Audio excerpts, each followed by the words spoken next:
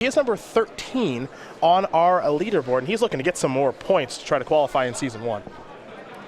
Gerry, mindful of the inclement weather, as you can tell. Multiple layers. Gerry been making fun of me recently for not wearing coats around Roanoke, Virginia, and then me complaining that it's cold, which is completely fair criticism. Totally legitimate. Yeah, he's just not wrong. Very important here for Ketter in this matchup. Make sure that he doesn't get hit by Soulfire Grandmaster. His deck is trying to burn out here, and if Soulfire Grandmaster connects, or you channel one spell through it, gain some life that way, might leave Ketter a little short. Mystic Monastery is where Thompson opened things up. For Ketter, it's just an Evolving Wilds. Ketter is going to sacrifice the Evolving Wilds now, save a little bit of time.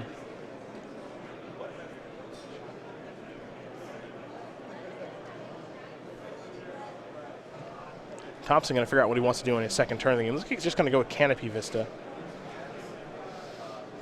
And perhaps we'll see him just pass the turn back. And we do. So over to Ketter we go. Wild Slash the draw. Good way to answer Jace. Good way to answer Soulfire Grandmaster. Very important for Ketter to keep the board clear on the other side. Both of Thompson's 2-drops are big trouble for him if Thompson gets to untap. A basic plains here for Kent, and I think he's got a Jace of his own, and he does. So he'll play with a very powerful blue 2-drop. Fiery Impulse going to take care of that. Don't even bother getting it out of the box there, Kent, as we head back Gerry's way for his third turn. He'll sacrifice Polluted Delta. Here is Painful Truths, the very powerful black card drawing spell. Though Kent was saying, I haven't had an opponent go turn 3 Painful Truths just yet, implying that he's pretty happy, at least game 1 of his opponent's taken 3 to draw 3, given the density of deal 4s in Ketter's deck. See if he can capitalize. Right now, Ketter's hand quite a few Wild Slashes over there. Also has, looks like maybe a copy of Jeskai Charm. Looks like a Crackling Doom, actually, is the gold card in hand. He's just going to play a Mountain and pass the turn back. So Jeskai colors online. So we head back Thompson's way, who I believe picked up a copy of Duress for the turn. And he'll start off with the discard spell. And we'll get an idea of what Ketter is working with. 3 Wild Slashes, a Crackling Doom, and a Polluted Delta. Going to be hard to burn out Thompson with this hand. It's a little slow. Yep. It's a little slow. Got the tools to get him to 10. For now. Thompson going to select Crackling Doom. Wandering Fumarole and a Jace. Jace, that'll bite the dust. Just want to get that stage of the game over with. Polluted Delta there from Ketter and a passing of the turn over to Thompson. See what Thompson's 5th turn will bring here.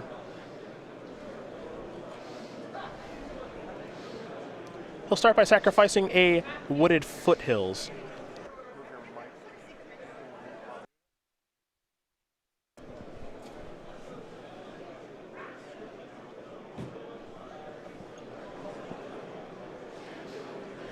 Hey, I would beat him up here with the land.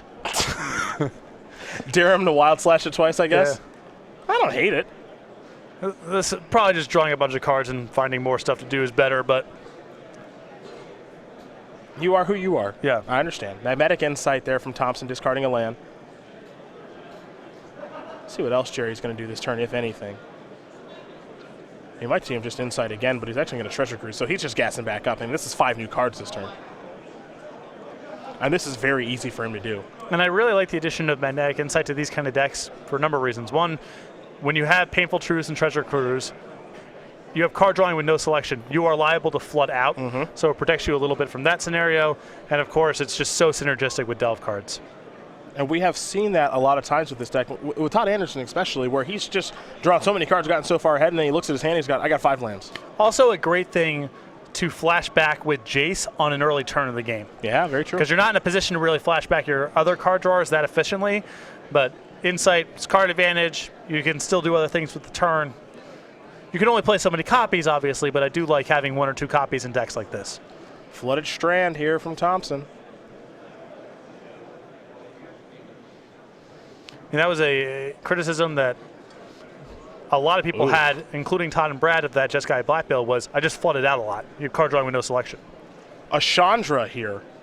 That's a doozy.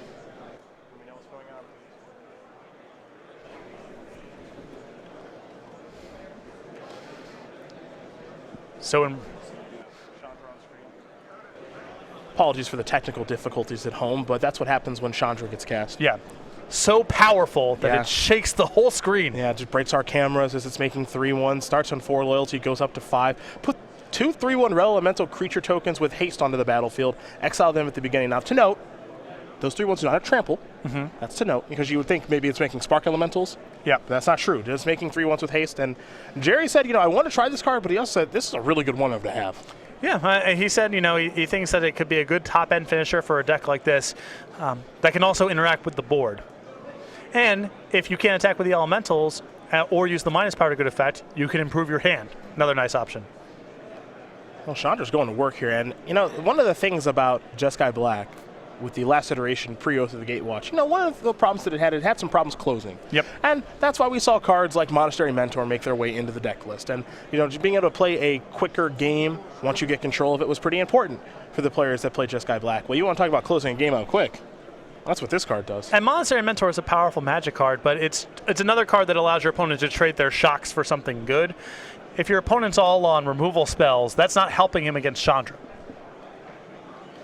Now the Wandering Fumarole is going to get fired up as well. And now it's real beatdowns time. I like this aspect. There's some real changes here to the Jeskai Black deck that Thompson is playing. And the closing speed, which is something I always want in my decks, well, he can close the game out pretty quick here. I mean, take a look at the time, 43 minutes. Plenty of time left for Game 2 and Game 3 if it does come to that. Another copy of Wandering Fumarole, just going to pass the turn back. Couple of wild slashes here. Ketter will untap. He'll draw a card. And we are all done here as Gerry Thompson's going to win game number 1 here over Kent Ketter. The Jeskai Black mirror-ish. Ketter a lot more burn-heavy. However, Thompson currently up a game with his build. Maybe the more traditional of the two. Pretty interesting deck. Yes. Thompson told me he's trying some things out here. But that said, you can still see the same good controlling basic cards, just some new one-ofs, a lot of the new mythics, just taking them for a spin, see how they line up. I think Chandra Flamecaller makes a lot of sense. I know Thompson wrote an article during the previews that he was very excited to try this card as a finisher for Jeskai Black. Well, let's take a look at the sideboard, shall we? Well, we will start with Kent Ketter and his 4 Soulfire Grandmasters, 4 Self-Inflicted Wound, 3 Kozilek's Return, 1 Read the Bones, and 3 Hallowed Moonlight.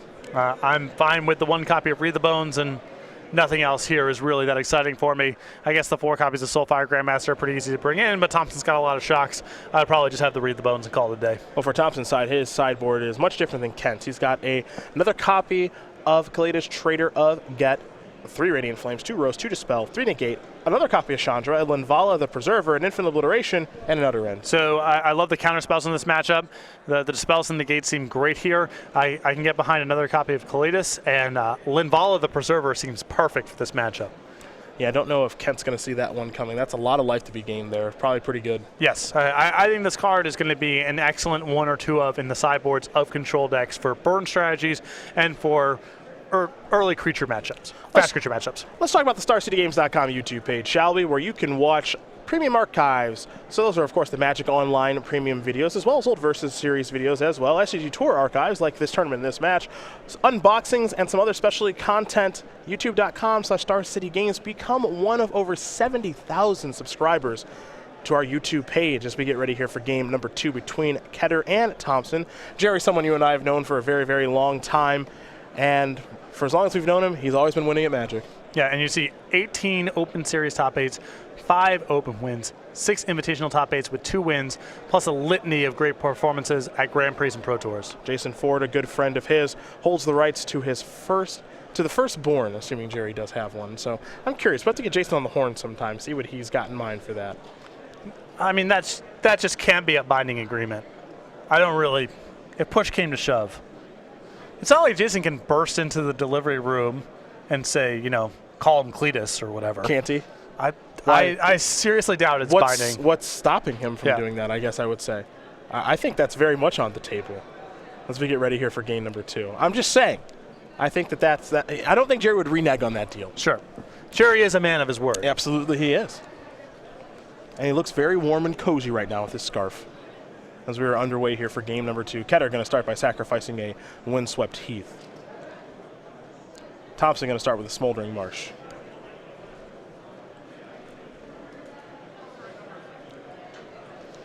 Cinderglade is the land that Kent did find.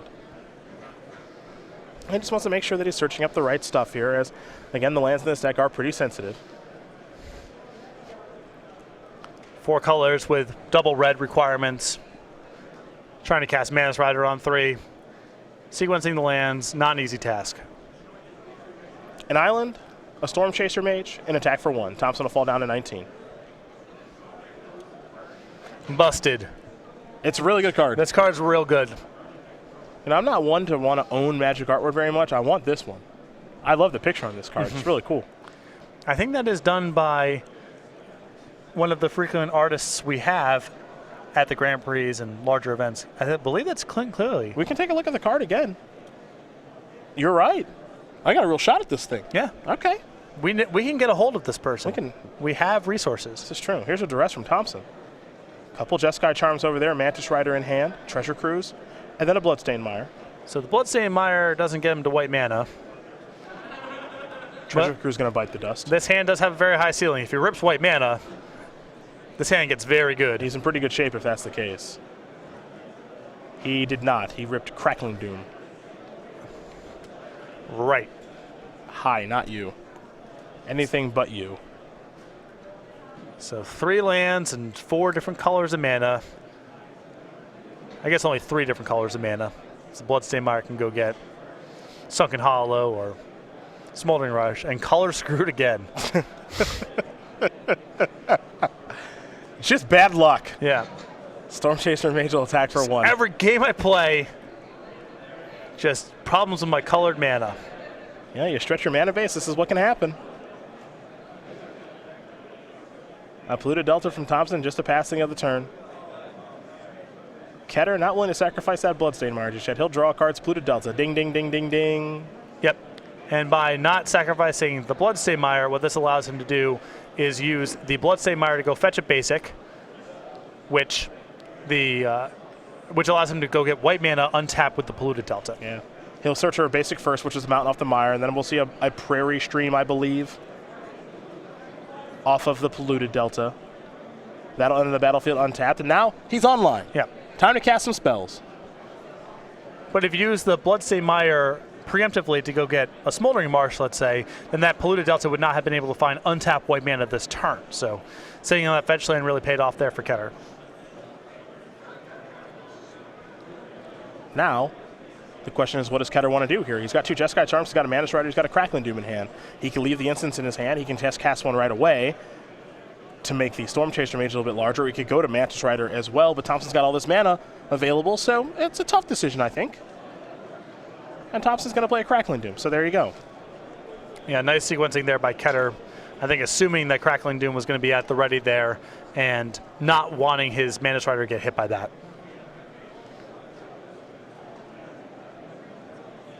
Oh, Crackling Doom will resolve. Thompson will take 4, Ketter will take 2.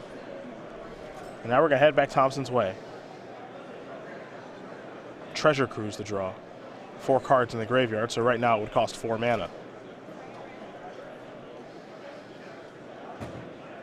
Not sure if Thompson has the time for that sort of thing now that Ketter's deck is online. He'll start, ooh, hello. Painful Truths. This does not look as good as the Painful Truths that Gerry cast in the first game. Yeah. That one was for 3. Thompson's going to fall down to 9. See Ketter already doing some table math there. Yeah. A Sunken Hollow and a passing of the turn. Ketter picked up a Windswept Heath. Kent's got to be feeling a little bit better about things. Now, again, the question, of course, is do you want to lead out with a creature like a Mantis Rider? Do you want to lead out with a spell with the hope that you don't have to worry about a card like Dispel? Well, what's really nice about this is, Ketter gets in the 3 damage guaranteed. There's no guarantee that down the line he's going to be able to connect with this Mantis Rider or that'll even resolve. And it forces Thompson to spend mana on his own turn answering it now, which may open up the window for those spells to resolve anyway. Shambling Vent. That's an important one for Thompson. If he's ever able to connect with that, get some life back. And now Thompson will just pass the turn back. So Ketter will sacrifice the Windswept Heath. He'll fall down to 14 and dig up a land. And we'll see what land it will be.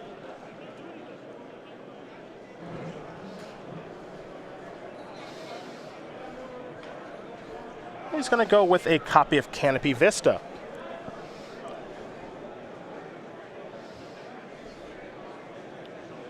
So let's go back Ketter's way. He'll draw a card. Jeskai Charm in hand. We know that.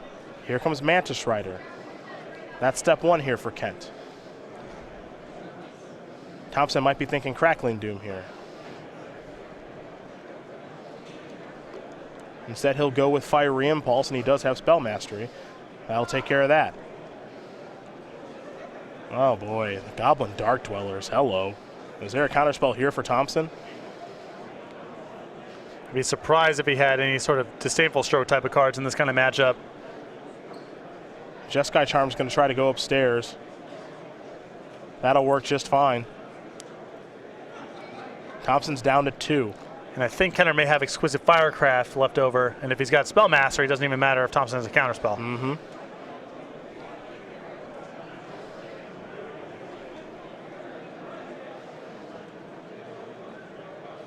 Things getting pretty tough here for Gerry Thompson. Ketter's deck, once he found the white mana, it's been looking good. Yep.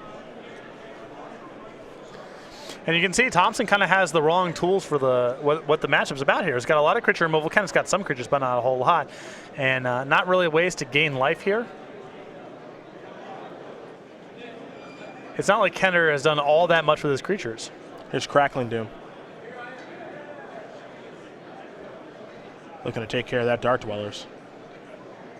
That'll work. It's Jeskai Charm. It is not Exquisite Firecraft. This is a negate.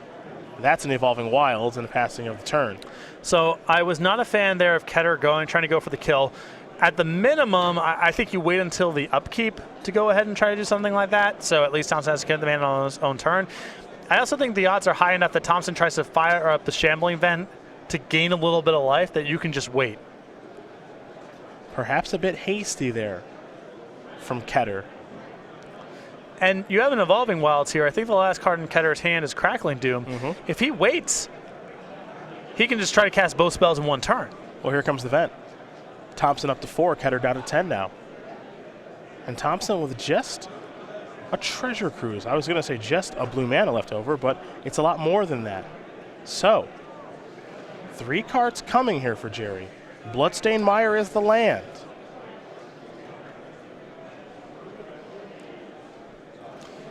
I suppose Ketter there is probably playing around Ojutai's command as a gain 4, but that seems way less likely than negate just being in his hand. Yeah. And you know, Ojutai's command is not a card that sees a ton of play anymore. Right. So, not sure if that's what he's playing around there or not. It's also Thompson's whole turn to Ojutai's command it. To gain 4 and do whatever else is 4 mana. 9 to 4 right now.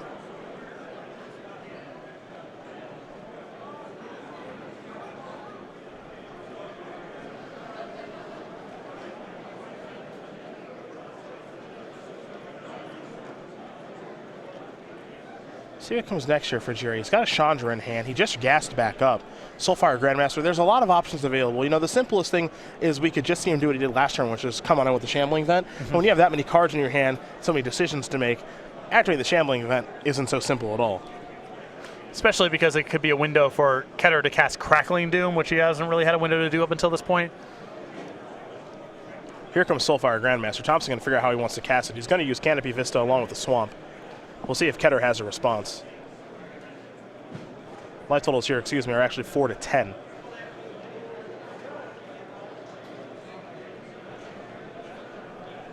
There's an Evolving Wilds past the turn back. Thompson going to sacrifice his Bloodstained Mire.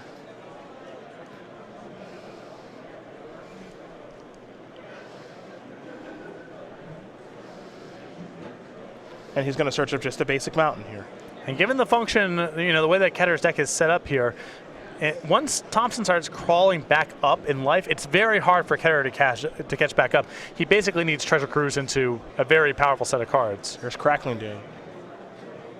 Ketter will Crackling Doom back, and that's a Dispel from Thompson. So Crackling Doom will resolve. Thompson going to bring Ketter down to 8. Gerry goes up to 5, thanks to the Soulfire Grandmaster.